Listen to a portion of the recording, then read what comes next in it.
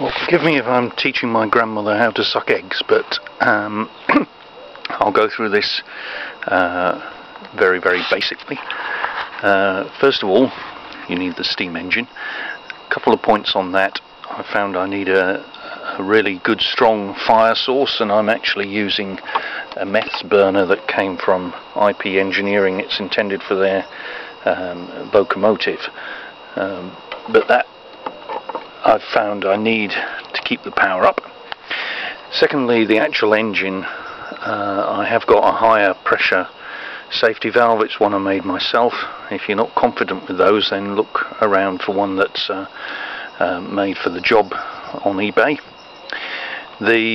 Check the engine carefully. This one had an end cap that had rotted away and could have been quite dangerous. The flywheel here is actually a new one. You need to make sure that's properly attached to the engine, and the mammoth ones often come loose.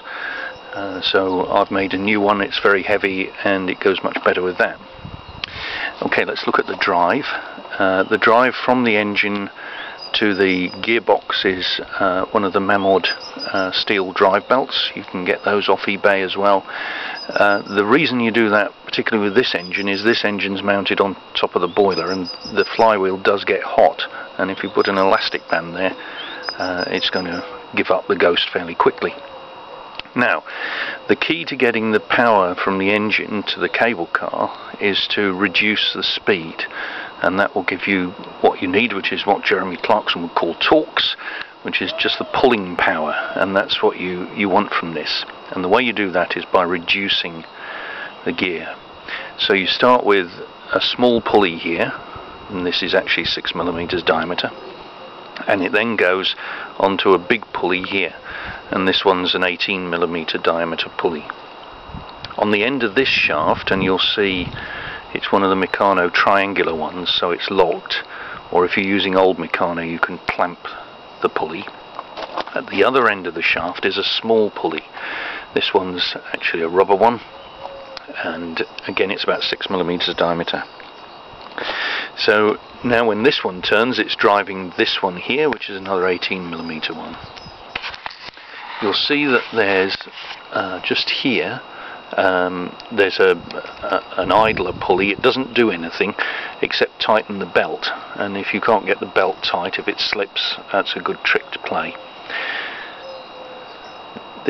So I've now gone 3-to-1 from here, so this is now running at 1/3 the speed of the engine. This goes 1-to-3 to here, so this is now 1/3 of that speed, so this is turning at 1/9 of the speed of the engine. That then drives this, which is simply again a rubber pulley. That provides quite a lot of friction. The big gear wheels here are simply to stop the cord from slipping off, and that's it. That's the drive mechanism. Now we'll follow the cord up. This is the car, and let's see if we can see how it's fixed. It's very simple. The cord is tied onto the cable.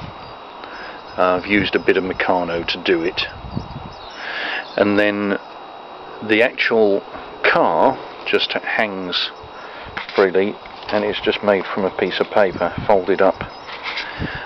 If I was doing this again, I'd actually do the car upside down and mount the hanger straight off the roof.